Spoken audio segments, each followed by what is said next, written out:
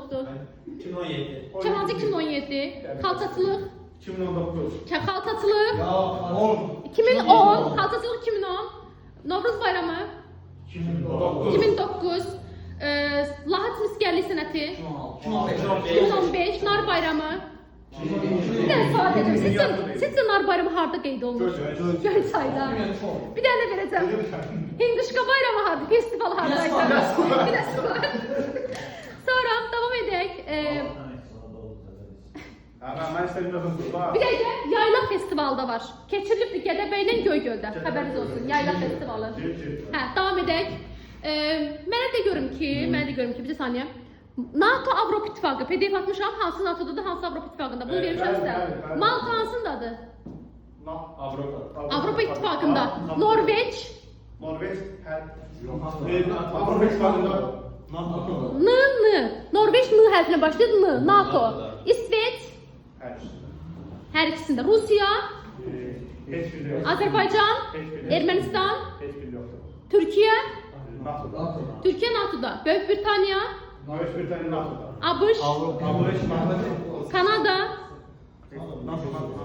Kanada NATO'da. Buraya daşın. Almanya, Belçika, Polşa, Macaristan, Çexiya, Rumıniya. Hər ikisində düzgündür. Davam edək. KTMT-ni tərk edənlər?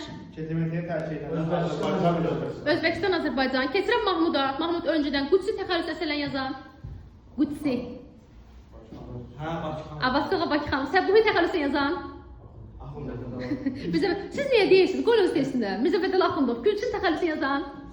Hüseyin Cavid. Kim yazmışdı? İblis, Peyğəmbər, Topal Teymur. Faciə janrını ədəbiyyatımıza gətirən. Faciə janrı Axundovdur. Faciəni. Nəcəf bəy Vəzirov.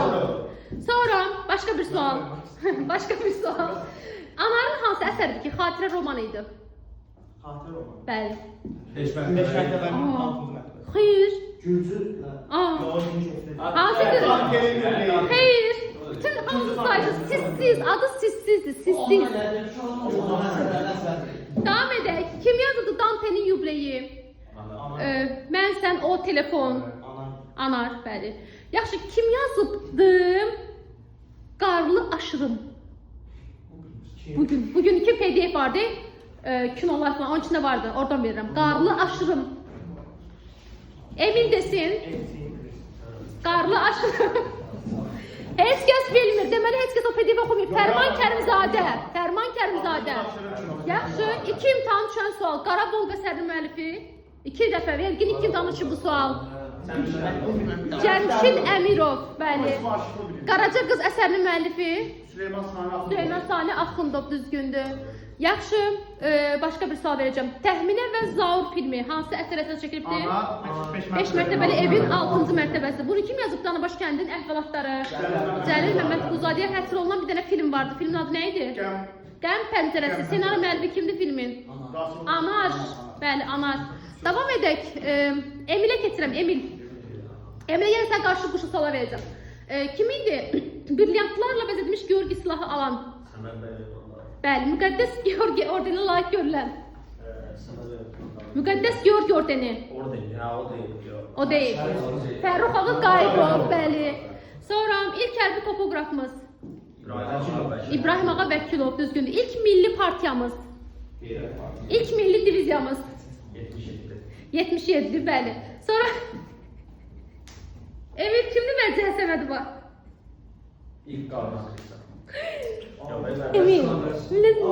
Rəssam. Yaxşı, kimdir ilk qadın aktrisamız? Qadın aktrisa Şəfiqə Axund. Dəyişik dedik axı biz. Gövhər Qaziyeva. Yazmamısını yazın. İlk qadın aktrisa Gövhər Qaziyeva. Şövkət Məmmədova indi belə qeyd olunur. Yəni daha da düzəldilib kitablarda. İlk qadın opera müğənnisidir. Gövhər kim? Gövhər Qaziyeva.